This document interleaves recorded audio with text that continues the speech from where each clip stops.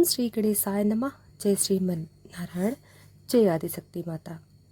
दोस्तों, आपका दिन शुभ और मंगलमय हो। दोस्तों, हमारे साथ रोज श्रीमद् भगवद गीता का पाठ सुन रहे हैं। तो आज सुनेंगे अर्जुन उपवाच। अर्जुन ने कहा, हे अच्युत, कृपा करके मेरा रथ दोनों सेनाओं के बीच में चले, जिसमें मैं यहाँ उपस्थित युद्ध की अभिलाषा रखने वाले को और शास्त्रों की इस महान परीक्षा में जिनसे मुझे संघर्ष करना है उन्हें देख सकूं। तात्पर्य, यद्यपि श्री कृष्ण साक्षात श्री भगवान हैं, किंतु वे अहेतुकी कृपावश अपने मित्र की सेवा में लगे हुए थे।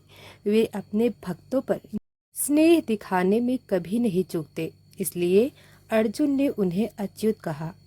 सारथी रूप में उन्हें अर्जुन की आज्ञा का पालन करना था और उन्होंने इसमें कोई संकोच नहीं किया। अतः उन्हें अच्युत कहकर संबोधित किया गया। यद्यपि उन्होंने अपने भक्त का सारथी पद स्वीकार किया था, किंतु इससे उसकी परम स्थिति अक्षुण्ण बनी रही। प्रत्येक परिस्थिति में वे इंद्रियों के स्वामी श्री भगवान हृषिकेश हैं। भगवान तथा उनके सेवक का संबंध अत्यंत मधुर और एवं दिव्य होता है। सेवक स्वामी की सेवा करने के लिए सदैव उद्यत रहता है और भगवान भी भक्त की कुछ न कुछ सेवा करने की कोशिश में रहते हैं। वे इसमें विशेष आनंद का अनुभव करते हैं, क्योंकि वे स्वयं आज्ञादाता न बने, अपितु उनके शुद्ध भक्त उन्हें आज्ञा दे। क्योंकि वे स्वामी हैं, अतः सभी लोग अपने आज्ञा पालक हैं और उनके ऊपर उनको आज्ञा देने वाला कोई नहीं है। किंतु जब वे देखते हैं कि उनका शुद्ध भक्त आज्ञा दे रहा है, तो उन्हें दिव्य आनंद मिलता है। यद्यपि वे समस्त परिस्थितियों में अच्युत रहने वाले भगवान का शुद्ध भक्त होने के कारण अर्जुन को अपने बंधु बांधवों से युद्ध करने में तनिक भी इच्छा नहीं थी, किंतु दुर्योधन द्वारा शांतिपूर्ण समझौता न करके हठ धर्मिता पर उतारू होने के कारण उसे युद्ध में आना पड़ा। अतः वह यह जानने के लिए अत्यंत उत्सुक था कि युद्ध भूमि में कौन कौन से अग्रणी व्यक्ति उपस्थित हैं। यद्यपि युद्ध भूमि में शांति प्रयासों का कोई प्रश्न नहीं उठता, तो भी वह उन्हें फिर से देखना चाह रहा था और यह देखना चाह रहा था कि वे इस अवांछित युद्ध पर किस हद तक तुले हुए हैं। मुझे उन लोगों को देखने दीजिए जो यहाँ पर धृतराष्ट्र के दुर्बुद्धि पुत्र दुर्योधन को प्रसन्न करने की इच्छा से लड़ने के लिए आए हुए हैं। तात्पर्य, यह सर्व विदित था कि दुर्योधन अपने पिता धृतराष्ट्र की साठगांठ से परिपूर्ण योजनाएं बनाकर पांडवों के राज्य को हड़पना चाहता था। अतः जिन समस्त लोगों ने दुर्योधन का पक्ष ग्रहण किया था, वे उसी के समान धर्मा रहे होंगे। अर्जुन युद्ध प्रारंभ होने के पूर्व यह तो जान ही लेना चाहता था कि कौन कौन से लोग आए हुए हैं, किंतु उनके समक्ष समझौता का प्रस्ताव रखने की उसकी कोई योजना नहीं थी।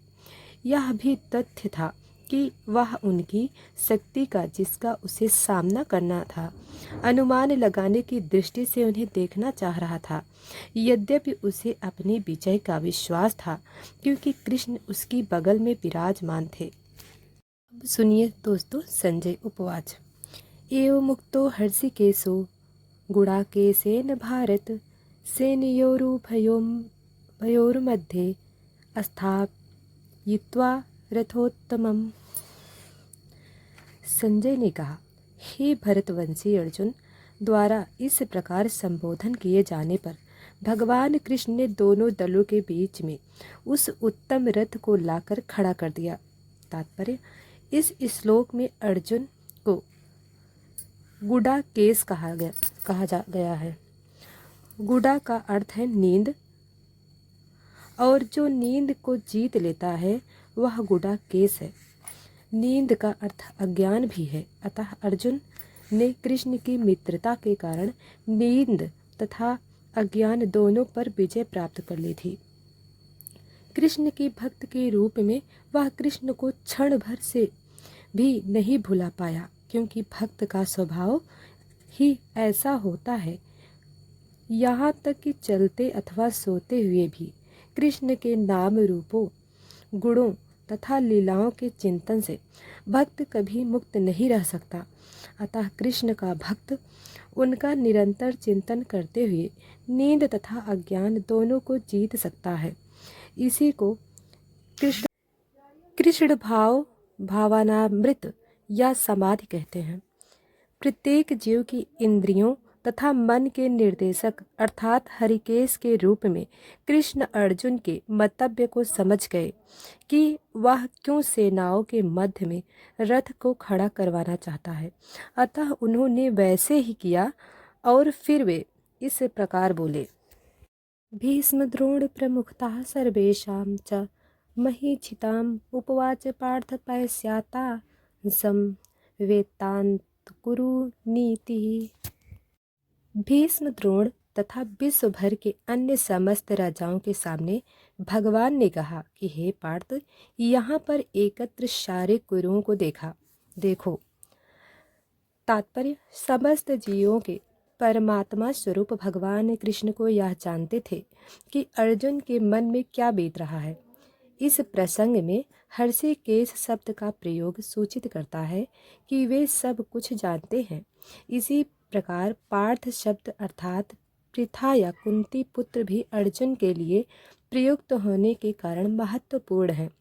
मित्र के रूप में वे अर्जुन को बता देना चाहते थे कि चूंकि अर्जुन उनके पिता वासुदेव की बहन पृथा का पुत्र था, इसलिए उन्होंने अर्जुन का सारथी बनना स्वीकार किया था। किंतु जब उन्होंने अर्जुन से कुरुओं को